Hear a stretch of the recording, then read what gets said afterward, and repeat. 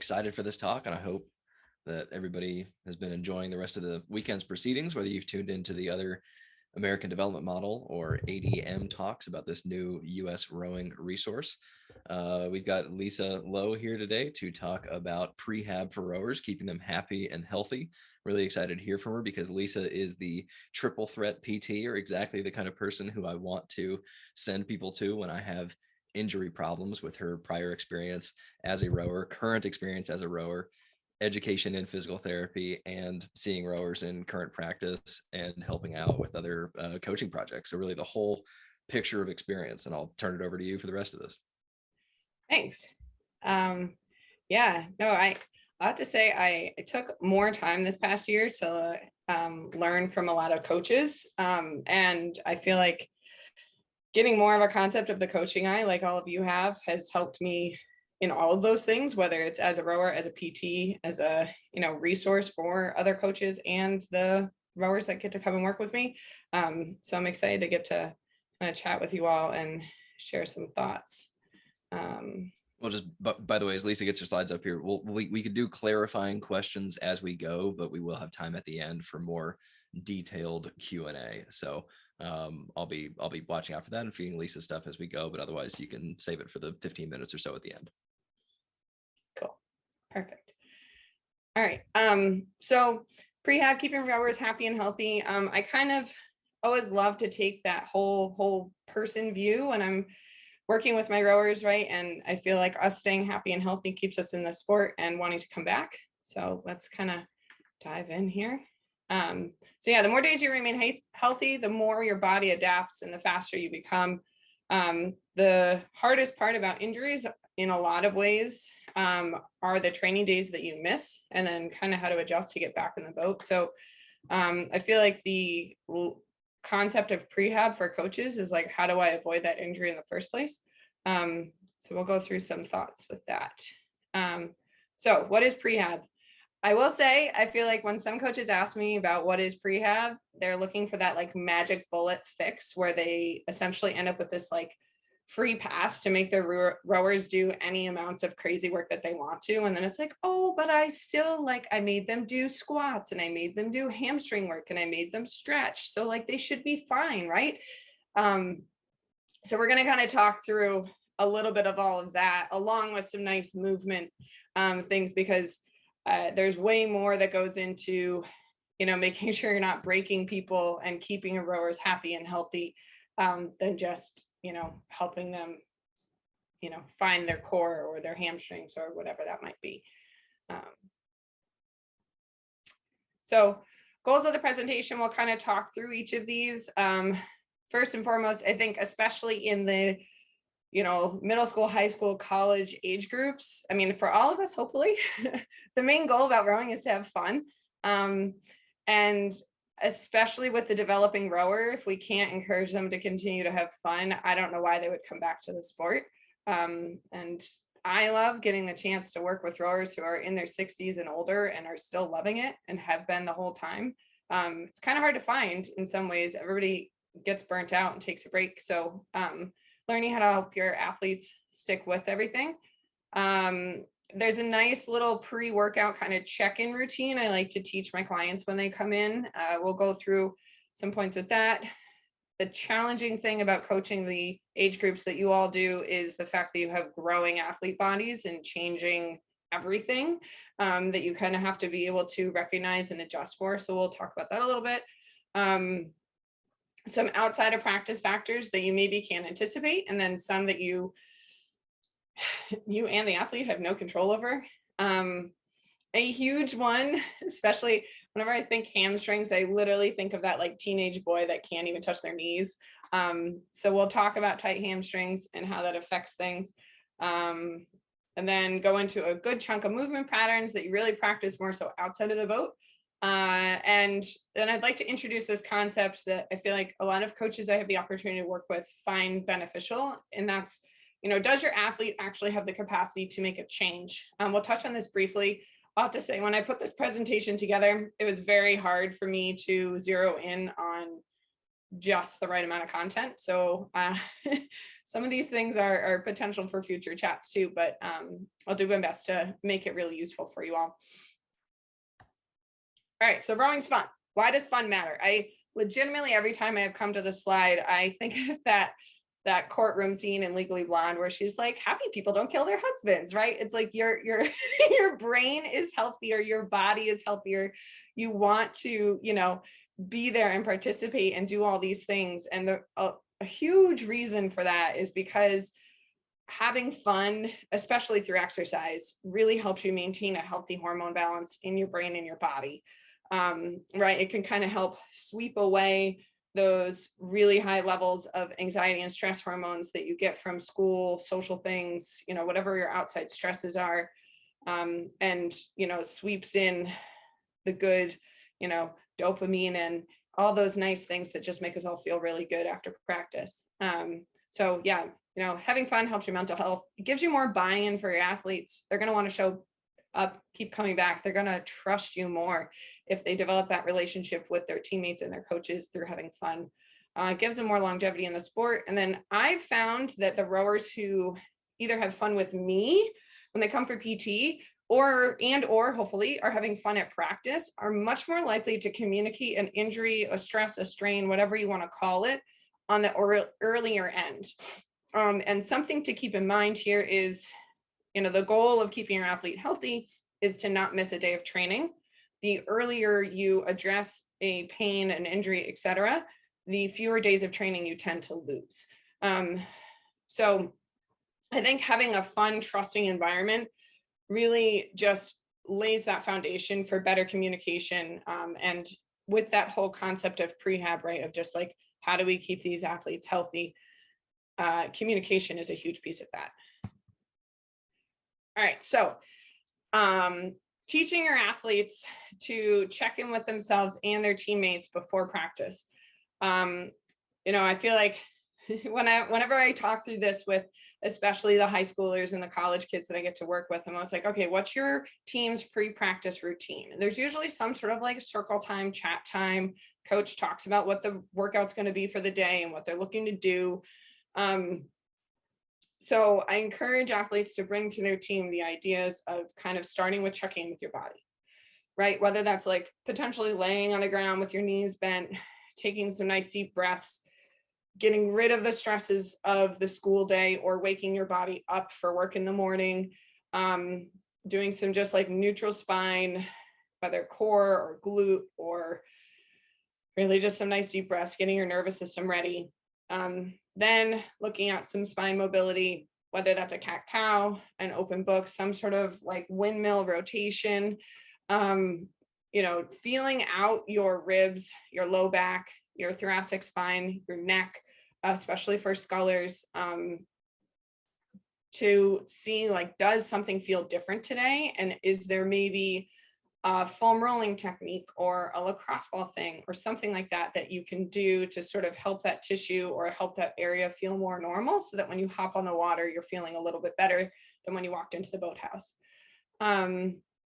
After kind of moving around, starting to find your glutes, find your core. Again, I like to start with more neutral core activities like a dead bug, a bird dog, and then starting to link your glutes and your core together with like a glute hip bridge, just as some examples. So finding your glutes and your core, the nice thing with this, right, is if an athlete is starting to have some amount of low back pain, glutes and core tend to start to be really tricky to feel and fire and find. Your body kind of protects itself in a way by shutting those guys down some. And so then if it becomes a little bit trickier to connect with them, I feel like that's like a little bit of a yellow flag for your athlete of like, something's a little bit up. And especially with growing bodies, that could be that they kind of are going through a growth spurt and their body just like really doesn't know how to connect anymore. So having that moment in your pre-workout routine of trying to connect with your core and your glutes at least might set that athlete up for a little bit more success that day, in trying to refine their body and their new lever arms and their new shape. So after kind of waking things up, right, starting to find your hinge, whether it's a hands on hips, a glute hip bridge. If someone's really having a hard time hinging in the boat, I feel like this is a wonderful time for a coach to help them feel it on land every day before they hop in the boat, whether that's with a dowel behind the back, a butt to a wall, combo of both. There's a lot of ways out there to help an athlete with hinging. And I think having a lot of different ideas in your back pocket so that each, different rower who has a hard time moving, like most of our high school boys and girls might, I feel like it just gives you a bigger arsenal as a coach to help people start to move better on land.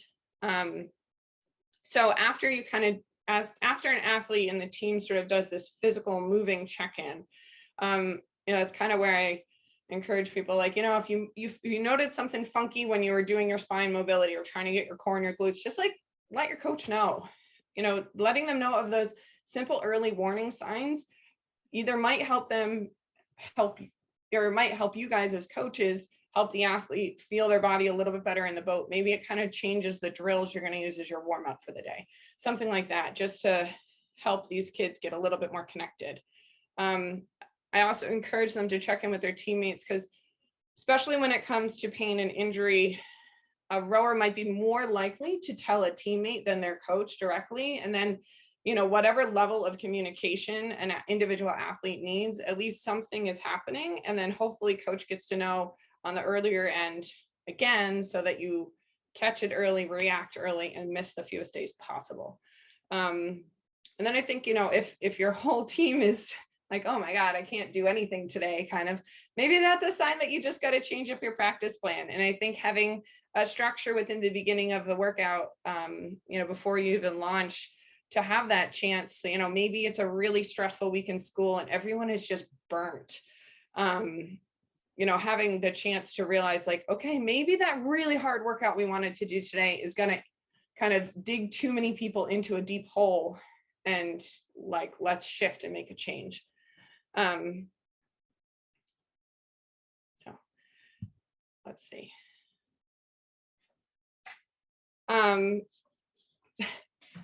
As I've been working on this presentation, I really and truly think one of the hardest parts of coaching this age group is the fact that you're dealing with so many different rates of growth, in terms of boys to girls and even individual to individual within your team. And I think this is a piece of why establishing that check-in moment within practice is really helpful, because not everybody goes through stuff at the same time in the same way. So recognizing that growth spurts and big changes can really affect how a body feels.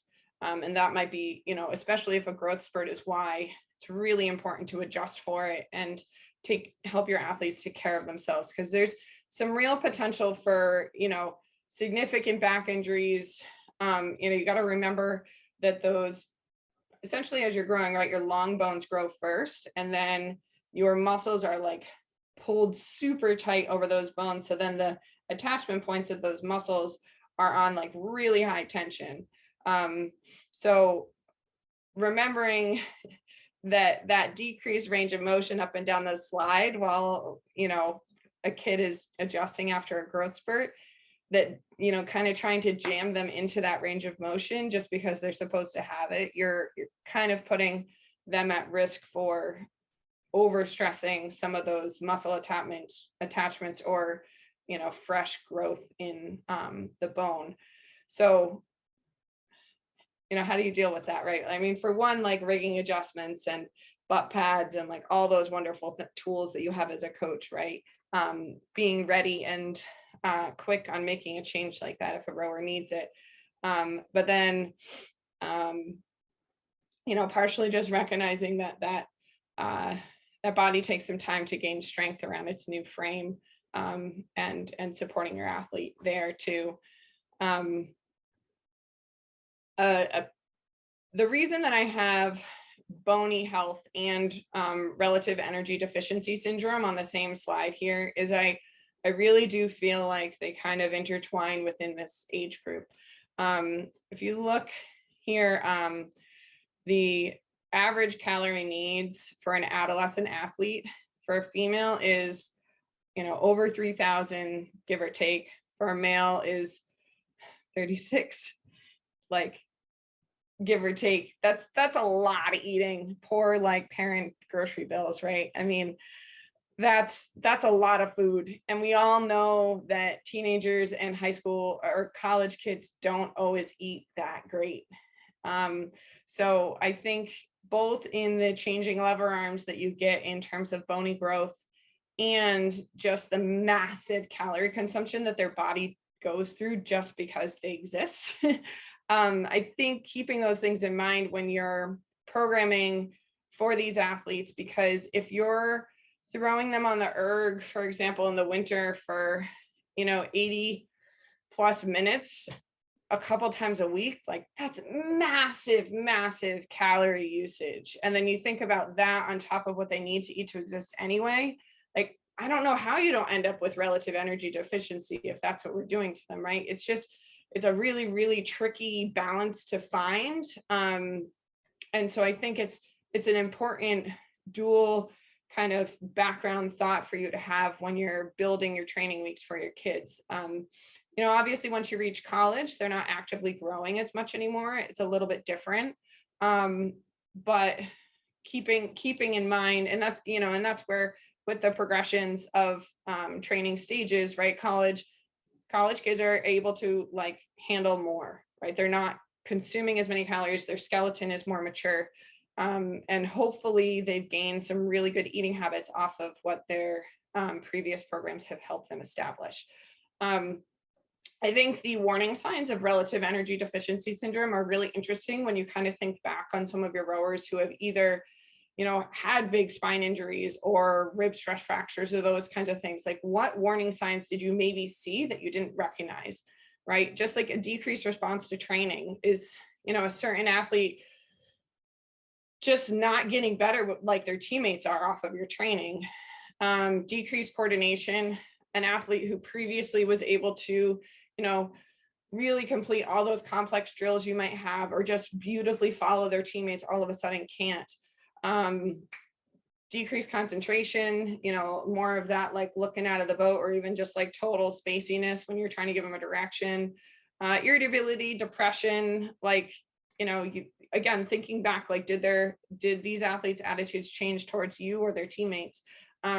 Decreased endurance, performance, and then impaired judgment, right? Like, you looking back, I mean, I know looking back on myself and having gone through relative energy deficiency syndrome, having fractured some ribs, having, had iron deficiency in college, like, all of these warning signs were there. And it's an important thing as a coach to at least be able to recognize it a little bit, because maybe you can help that athlete not break their body and dig themselves out of that hole before it gets too deep. Okay, so sort of physical factors that you can think of with your athlete, but then you're working with student athletes, right? So they have huge demands of schoolwork, social stress, training stress, all of those things interwoven. And when you're thinking of the overall stress on an athlete's system, right? It's tricky to adjust for the school, the social, and want to keep pushing your training along. One of the biggest things that I've been looking into recently is how sleep duration and quality affects an athlete's performance. The study posted here was done in New Zealand last year. It was the full calendar year of, it was university students. And what it looked at was for the athletes, they literally tracked their sleep every single day. And it was, what they essentially found was in the beginning of a semester and during an exam period, sleep duration and quality decreased, and the athlete's mood decreased, their ability to perform and train decreased, and the injury rates went up. So, there's a lot of background stresses that are outside of your control, but I think having that conversation with your athletes relatively often of like, hey, how much sleep are you getting? How late did you stay up playing video games or on, watching just like TikTok videos on your phone?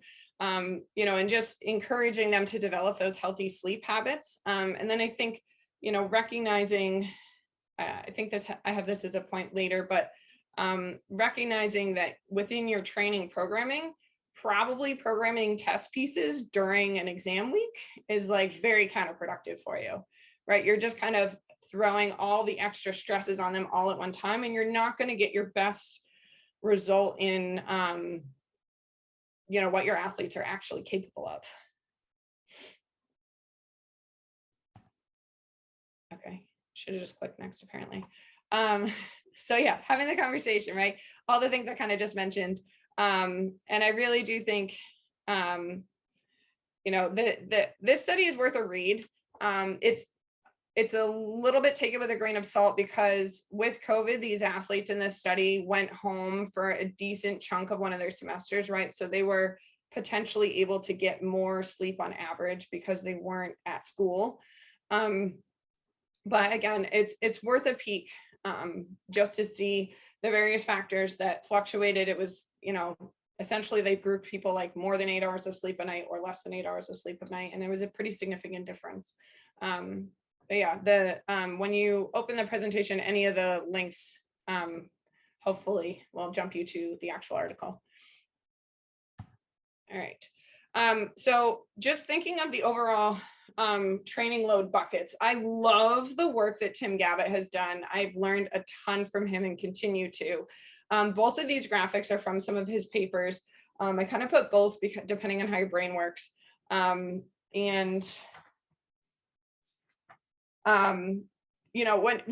you're looking at training load, right, you have to look at both duration and intensity.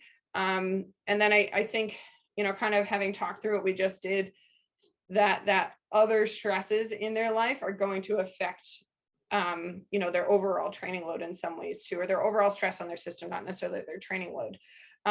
So just to kind of give a few examples to help understand this graph, right, to help keep your athletes in that sweet spot green zone, we're looking at acute versus chronic workload ratio. And so the acute workload is like that week, right? And then the chronic is like your average over the past month. So for example, if your average time working out in the past month has been 10 hours a week, has been 8 hours a week, and then this week you're programming 10 hours for your athletes, that ends up with a like 1.25 acute to chronic workload ratio. So you're happily in that green zone, right? You shouldn't be having overuse injuries or that kind of thing based on your programming. If you are starting to with that kind of a ratio, then that's where those outside factors come in, right? That's where nutrition, sleep, like other stress, all that kind of stuff. Like it might not be your fault, but in terms of your programming, but having that awareness of what's going on with your athletes will help you keep them in this green spot. So then let's say your average has been 8 hours over the past month, and all of a sudden you have a really big week and you're super excited, the weather's fantastic and you just want to do a lot, and you program 12 hours for your athletes. That bumps you up to this edge of that danger zone, right, where you're going to start to see increased injuries. And obviously the further you go into the zone, the more injuries you potentially are going to see. So I think, having that acute versus chronic idea, and not just like 1 week to the next, and more of that cumulative, is helpful. And again, maybe your brain works better with this kind of a model, right? We're all aiming for good performance with really high fitness, reduce injury risks, like decrease soft tissue injury, all those good things, right, leading to high performance. But the too high of training load is going to bump you, kind of down this cycle. So again, graphics that I find really useful. I talk about them in a couple of my blog posts, and then the papers are linked in the reference slides of my presentation here. This is another study that I loved from last year. This one just honestly, it made me so happy because it's like what I feel like I battle with my athletes that come in and work with me, that they didn't tell their coach, right? They didn't tell their coach they were in pain for way too long, and then they ended up with this massive disc injury or something when they're in high school, and that's not great. So if you haven't read this article, again, it's in the references. Basically what they found is that within rowing culture, we all lie about how we're feeling, and nobody talks about an injury until it's too late. And So again, worth your read in terms of just encouraging your athletes to have good communication with you and to know kind of how to help them as you go. All right, so getting into probably more of the nitty gritty and fun, juicy stuff that you guys were hoping for with a PreHab chat. So what about these tight hamstrings with these awkward teenage boys who can't even touch their knees, right? So probably long duration stretching is what most people try, right? And it is effective for about 30 minutes. You get a short-term change if you stretch your hamstrings. And the main reason there is because you kind of down regulate the tension in the muscles. And so like you're able to get a little bit more length. It's not like an actual true structural change. Long-term changes with stretching can come with very, very regular stretching. Okay. What they've shown, and in the references is an article from 2012. It's the effects of eccentric training on lower limb flexibility. It's a full systematic review. And what they found were the studies that used loading generally, eccentric a little bit more than concentric, but a couple of the studies that were most successful sort of almost like comboed, essentially found that loading equals like actual appreciable more length in your muscles or more flexibility. And the benefits of thinking of it this way, right, is we all want our rowers to be nice and strong anyway. So being able to kind of check off 2 boxes with one thing is pretty great. So whether, you're loading through deadlift variations, a kettlebell, a trap bar, an RDL version, some bridge slide outs, which is a wonderful eccentric exercise, stability ball hamstring curls, Nordic hamstrings. I know one of the coaches I work with a lot has programmed Nordic hamstrings within his kind of team warm-up. And I do think he's had some good results with that. Now, granted, I will say, it's if it's there, it's not your magic bullet. But I do think it's a simple, no equipment needed, really, really effective hamstring strengthener. So I feel like loading hamstrings for length is potentially a different concept for a lot of people. And I'm happy to talk with anyone more about this, but really for any muscle group like calves, hamstrings, kind of even lats and all that kind of stuff that tend to get really tight on rowers and growing bodies. It's just a different way that I wanted to kind of introduce to anyone who hasn't heard of it. All right, so moving on to more of some movement patterns, right? Developing good movement patterns through rowing specific moving and really doing other sports, right? Especially these high school athletes, hopefully they're hanging on to some of their other sports still, or some of their other moving, because really we all become better athletes and better movers by like wider variety of moving. We're going to break down these 6 things, and these all have some nice photos and videos to kind of help you out. So obviously hinging is what we do in rowing, and it's a really challenging thing for rowers to find. I like using kind of end of the table moving, where I have a rower put their hands on their hips to feel when their pelvis stops moving, and then to help them notice whether or not their shoulders continue. Same idea, more of that long sitting. I put her up on a butt pad because obviously when we're rowing, your heels are lower than your pelvis. So it's only fair to try and give a little bit of space there. Doing long sitting means like your legs are straight out, right? And then just hinging from there and seeing, again, does the rower's shoulders stop when their hips stop, or are they like trying to find more of a hinge, more of a forward body angle by continuing those shoulders forward?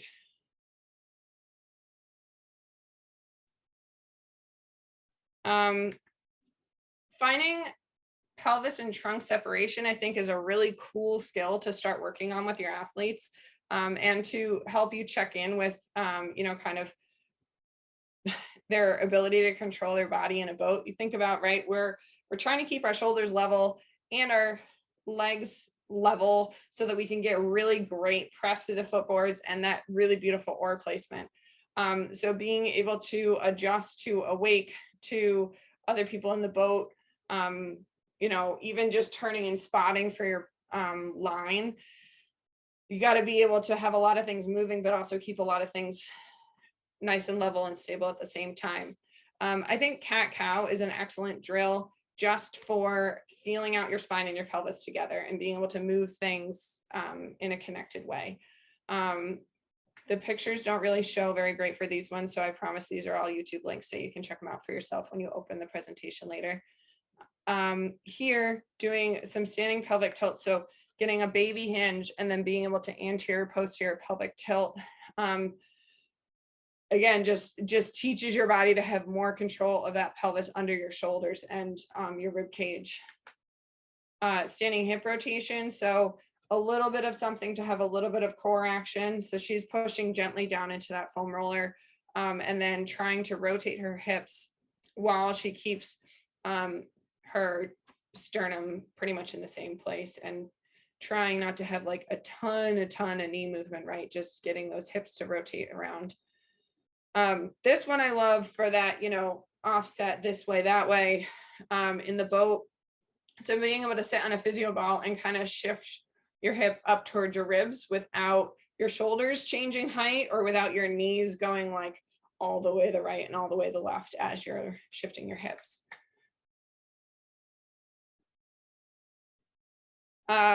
These are great options kind of within that initial like feel your body out that we chatted through in the beginning. Some of them are obviously not ideal if your warm-up space is outside on wet grass or muddy, rocky, whateverness. This one is probably your best bet if that's your case. It's where I really like this one. I stole this one from my coworker who works with a lot of golfers. And so same idea, right? Getting a lot of nice spine rotation, especially for sweep rowers. I think it's nice to feel out both sides. And maybe as a coach, if a kid or a rower really can't go to one side when they're doing a really isolated thoracic spine dominant rotation like this, like maybe don't put them on that side. You know, maybe they're just not built for it, rather than thinking that they need like the motor learning kind of time to get there. And doing some rotations like this as part of your routine in the beginning of practice is going to give the chance to potentially gain some range there too. Squat form, there's a whole lot of things you can learn by checking out your kid's squat form on land.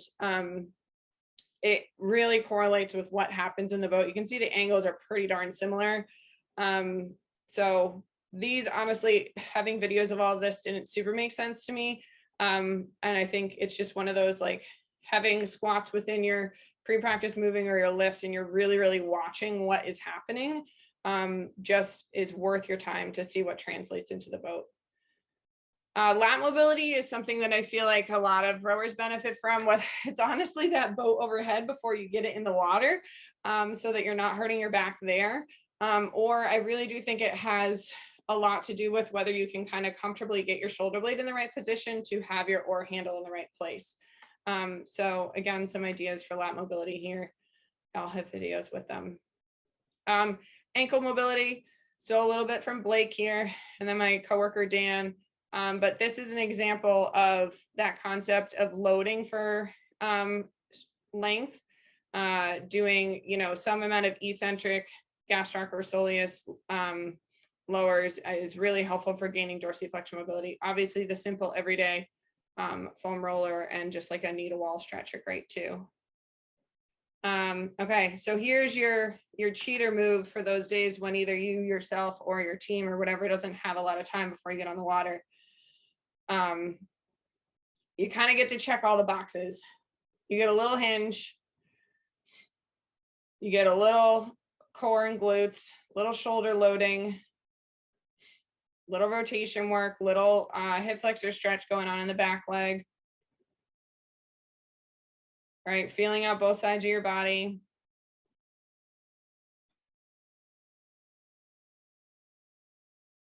And then one we didn't really talk about, but cross body connection, I think, is a really important just like nervous system preparedness kind of move to throw into moving before you hop into a workout.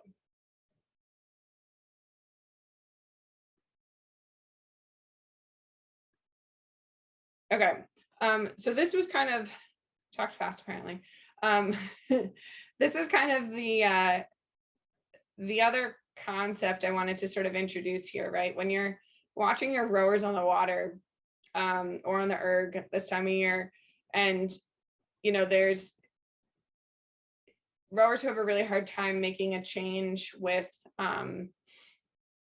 any of these sort of like really common mistakes or technique things that you're working on.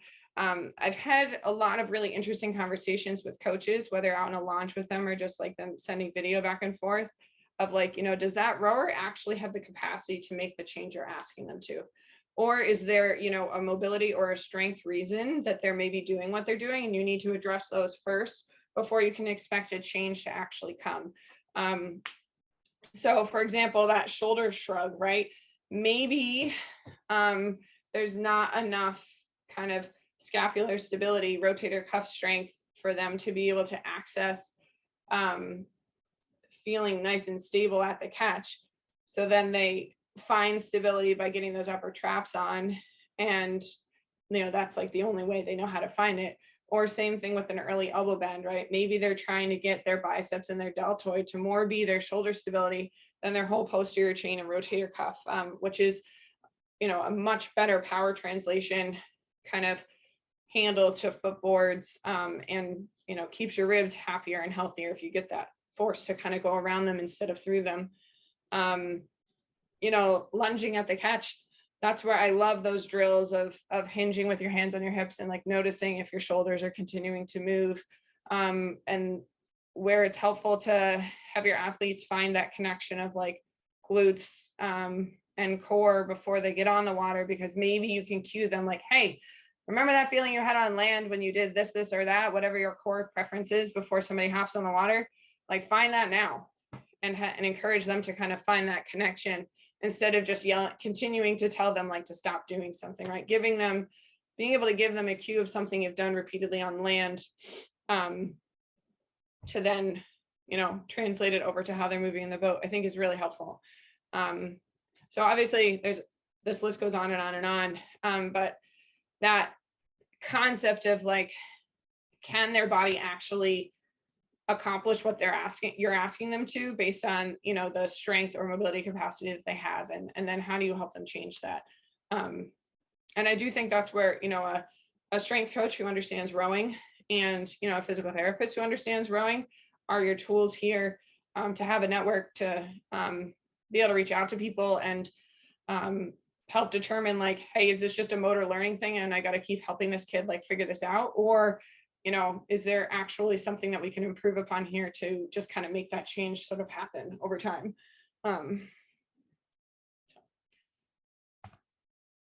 Anyway. Well, that was awesome. Thanks so much for the jam-packed content there. And we've got some questions coming in already. Good. And anybody else, welcome to start putting them into the Q&A. And we've got about 20 minutes left on this presentation. Yeah, so apparently I talked really fast. So I'm happy to go back and kind of touch more on anything too that people would like a little more details about. And in my experience with this kind of thing, more time for Q&A is often very helpful too, for people to be able to get just what they want out of it. Do try to keep the questions not about your specific individual injury. Lisa is a doctor, but we do want to keep this useful for everybody, so feel free to ask your questions and let's get into these.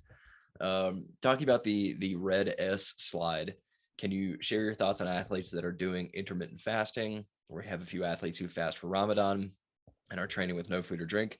How do we kind of handle those conversations with safety and young bodies needing nutrition? Yeah. So Ramadan and other, religious fasting at least is like a fairly short time frame, right? So I feel like, for those athletes being cognizant of what their calorie consumption is for the day and what their mental state would be like if they're really low on calories. I think for those athletes and even, grouping obviously a couple of others with them to be able to send them out in a boat and do a little bit less for the day. I don't think there's anything wrong with that. And I think anytime you have an athlete kind of needing to, for whatever reason, sort of like shortchange their ideal preparedness for practice, I think keeping in mind that being a little bit more in the injury prevention mindset for those athletes for a very short time is much more worth your while than just kind of being like, whatever, they're going to deal with it. They're, 18 years old, they're going to bounce back. They'll be totally fine. That I making a small adjustment to me for somebody who's fasting for a short period of time makes a lot of sense. Intermittent fasting, I think for this age group, I think is really challenging. I think it's really hard to do it well. And I think it's really hard to have appropriate calorie consumption and all of that around workouts. And I think, I'm not a dietitian or any of that, right? But I think having a conversation with your athlete of what their goals are with intermittent fasting and why they're doing it, and help try and understand why they're even going down that road, to then potentially help them understand, like, okay, well, here's how you fuel your body for practice, and just making sure that they're at least consuming appropriate calories within a couple of hour window of practice, I think goes pretty far, right? If you have an afternoon practice like after school and they intermittent fast until lunchtime, then hopefully as long as you're eating enough lunch, they should be ready to go. If you have an intermittent faster and you have morning practice, and then they're like, obviously all of us fast as we sleep, but then they're drawing from those calories, that calorie bank immediately upon waking, and then not replenishing it too soon after that. I think that's where you end up in a tricky spot. So I would more have a conversation with the athlete of what their goals are in terms of doing the intermittent fasting, and help them understand what they're demanding of their body when they're coming to practice. Because I don't know, there could be other reasons why someone might be doing it. I think that was an appropriately cautious answer for a physical therapist. I can tell you from having listened to Liz Fusco, US Rowing's nutritionist, she's very not down with intermittent fasting for specifically endurance athletes who use a lot of carbohydrates and a lot of calories, that it's just you're too far into a negative calorie hole by that time. The difference is obviously nobody's doing Ramadan for performance. And so that's, we've got to draw a whole other line there. But yeah, definitely people can look up Liz Fusco's information for more on that. Can you explain this answer or explain this question and then answer it a little bit too? Do you recommend PNF stretching? Okay, so PNF stretching, that PNF patterns are kind of, PNF's not bad for you. It's a great thing. For example, like for your arm, here's a D2 PNF pattern, right? It's like a little disco. I think it's great. I think you can use PNF to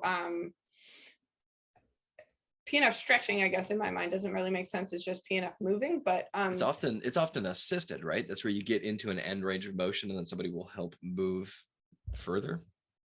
That's not how I use it, but leaning on maybe your some PT people here. do. Yeah. Okay.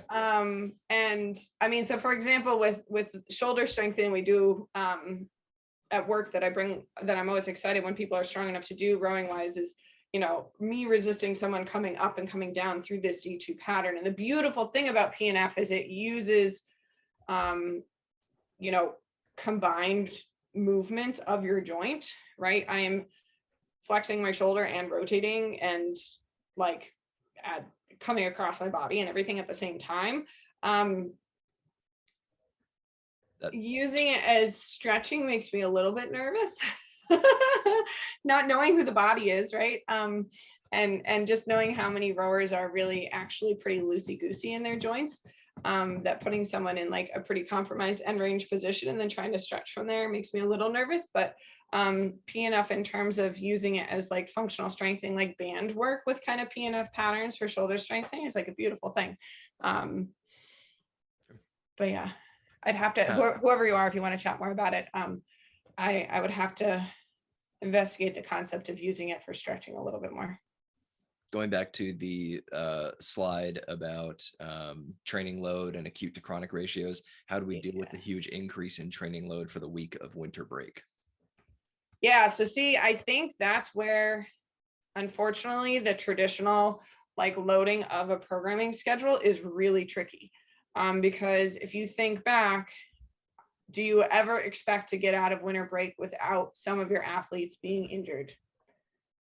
I think it's a super, super common thing for somebody to end up in clinic, either after spring break, where all of a sudden you're on the water and, able to do a ton more, or after winter break, or even just the like kind of first little bit of a shift into erging season, volumes just more for that like training intensity.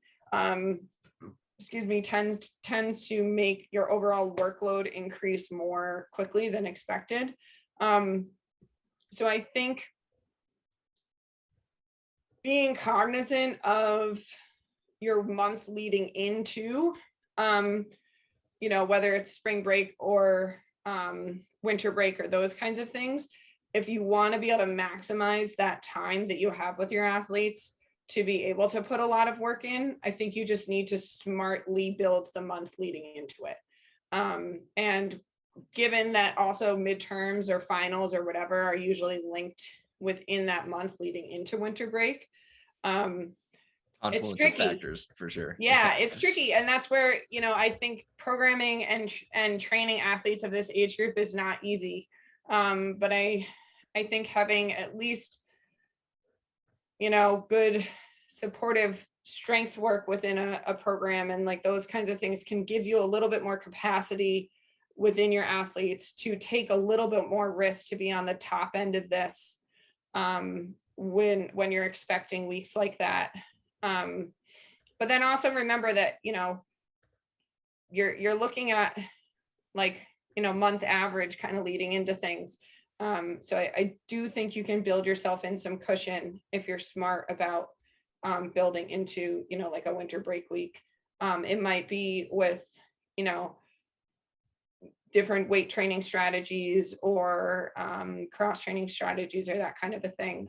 But I would say, those are the times of year when I tend to end up with more athletes in clinic than not, because of an overuse. But then that's also where that communication, establishing that communication with your team is really important, right? Because maybe you can program that really awesome, fun, super loaded winter training week, and you keep that communication going so that you can, decrease the intensity of a workout for certain athletes if they're really not tolerating the jump in time well, and make adjustments kind of within your team in that way, to try and keep your athletes moving forward and not end up in, the training room or PT for the month following just because you wanted to do a lot of work. And just to tag onto that real quick, I put 2 links in the chat for people. One is the new soft rollout of the ADM, or American Development Model website, that we've been talking about this weekend. One of the things that I'm excited to have on there is sort of summary statements or white papers that summarize a bunch of available research and resources for people into major kind of position statements. I've actually written one on this return to train phase, which is when we go from one kind of training to another kind of training, whether that's a volume increase or a change in mode from erg to boat to erg. So check those both out for more information there. Next question coming in. With mobility issues, I have a number of novice women athletes that have a very rounded upper back, that hunched over position, both when rowing, erging, and in general. How can we work on this? Yeah. So common, right? I mean, I feel like life just puts all of us here, right? Whether it's texting or sitting in class or being on your laptop or whatever. And then rowing is just one more thing that's in front of our bodies, right? And then you add, for girls with puberty, like you add breast development onto that, and just like whether it's wanting to kind of hide because they're self-conscious or legitimately like added weight in the front of their body, all those factors kind of go into where high school girls kind of end up with that really rounded upper back. So I think having,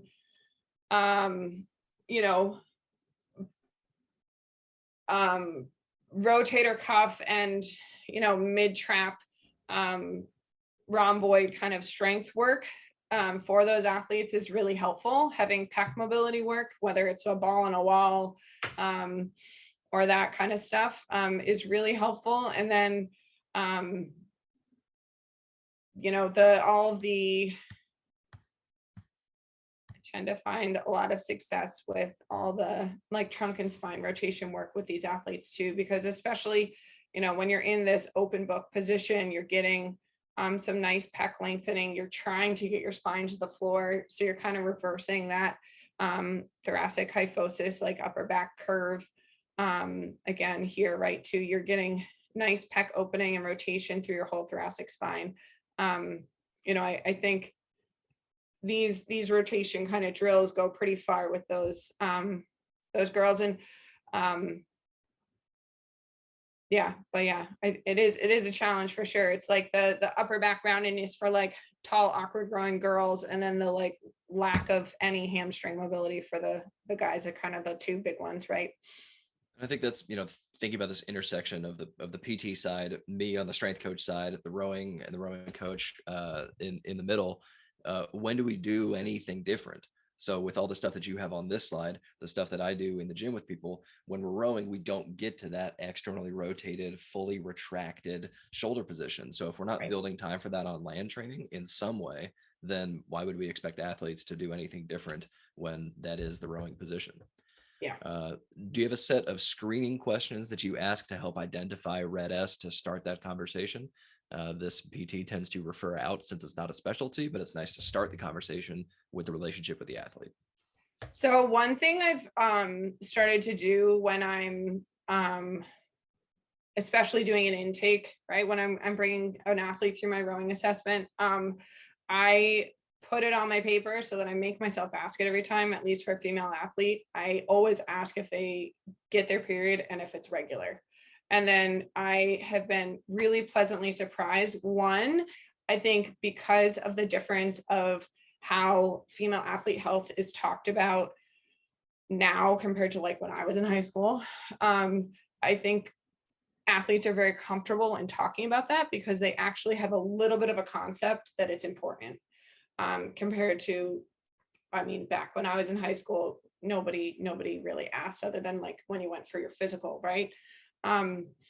So that's one thing that I've started to do, because then if I've had an athlete say like, no, actually, like I tend to be really spotty or miss some months or that kind of a thing, then that's where one, we can have the conversation of like, you need to use that as your health guide. You know, it's a really important training tool to understand that you should get that regularly. And if you're not, then that's a conversation to be having with your doctor. Or maybe you see, you know, a dietitian or an endocrinologist or like something like that kind of thing. For guys, the red S research is still not as strong. But I think that's where asking in terms of, right, if they're coming in for PT, probably they're coming in because something is hurting them. So I tend to really dive into what their past month of training has looked like and when things started, to see if there was a drastic increase in training volume. And then honestly, if there wasn't, then I'm asking about their sleep, about their nutrition, you know, and kind of those type of things to see if potentially, and growth spurts are obviously big too, to see if there's anything that has shifted their system enough that maybe the training is too much for them all of a sudden, and not because the training itself should be, but because something in their system changed. And that's where I think being aware of the warning signs as a clinician is really important to try and see if that's a piece of why somebody got injured. I find too, from the rowing and strength training approach, just asking if they've improved in the last month or two is in itself a good screening question, because they're high school athletes. Yeah. The training should pretty easily work at this point. Right. So if they're There's not a lot of improving from it, both in like the short term, not just looking at 2K, then we can start to look into some of those additional factors. Yeah, no, that's a great point. Next question is, we've been seeing an increase in hip pain and injuries in our high school girls. Could this be equated to tight hamstrings or issues with pelvic and trunk separation? Yes. Yeah, that's um, not right. not So that, I necessarily mean, an that's either where it's or. hard without seeing somebody move, right? And the tricky thing often with female bodies is females more often than males are those super loosey goosey, can put their body in a pretzel people. And so I think, especially with a changing skeleton and then joints that are still willing to let them go into crazy ranges of motion, I think they can end up over compressing through their hips, whether that's in the weight room or in the rowing motion, and potentially overloading the joints themselves there. And then just, and then for kind of your more averagely flexible person, that as they go through those growth spurts, their hamstrings give them a hard time. Um, I tend to see more low back stuff affiliated with hamstring tightness, but obviously it's very possible for it to end up in the hips too. And what was the other part of that question?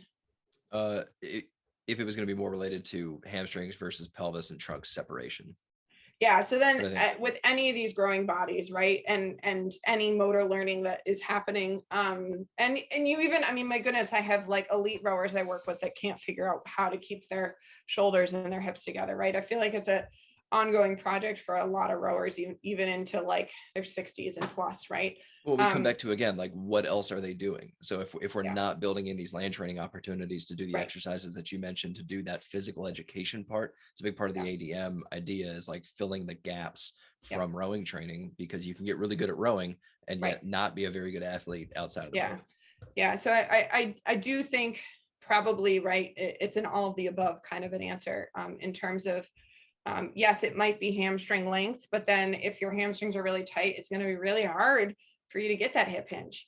So then to get to feel like you're getting bodies over, you're just going to break through your spine and like let your shoulders come in front of your hips, right? So it's one of those things that could kind of just like cycle, and one could feed into the other. Um, so I think having an eye, whether as a coach or having a strength coach or a PT, that you work alongside with to help identify those things in your athletes, um, that's where, right, the whole concept of prehab is like, let's prevent injuries here. So you're going to prevent some hip, back, knee, this, that, the other pain, if you can kind of help figure out why that athlete isn't able to do that movement. Got time for one or maybe two more. You kind of addressed this a little bit already, but with computers and cell phones, can you address the prevalence of the so-called text neck, shoulder neck immobility, and radiating pain? Just is that a thing you see more of? What are some simple things people can do about that? Um, I mean, again, I think that's where that nice sort of flow of kind of movements at the beginning of your workout kind of gets you a little bit of time reversed from that, right? With anything that is like really prolonged posture during the day, you at least want to find some amount of time where you're going the other way, right? So if kids are walking around all the time with their heads down on their phones, or they're like sitting slumped, shoulders forward, like all on their phones, getting those times where they're really opening their chest up and really reversing their spine curve and all of that, I think, you know, having something consistent with, spine mobility and breathing and all that stuff within the every single day piece of a workout, then, at least for that moment, they're getting a reversal of that posture. And then, as we've kind of talked about, like Will said sort of already, right, addressing sort of that back of the body strength, whether it's shoulder retraction, or, that middle of your back strengthening, is going to help at least, hopefully, not end up with too much like upper back pain there. But then, my goodness, just point it out to them, right? Like, just tell them, like, hey, you can't spend all day hunched over like that. You're going to look like a 95-year-old by the time you're 20, I think that goes a long way too. Cool. Well, thanks again so much for being here and sharing your knowledge. That is the end of our time, but Lisa is broadly available on the internet. So do please contact her. Check out her great website, Powerhouse Physio, with all of your PT rowing related questions. We've got to shift over this Zoom room now. The next one in the ADM talk is Caitlin McLean talking about the transition to training and competing at the junior or high school level. Thanks so much to everybody for being here.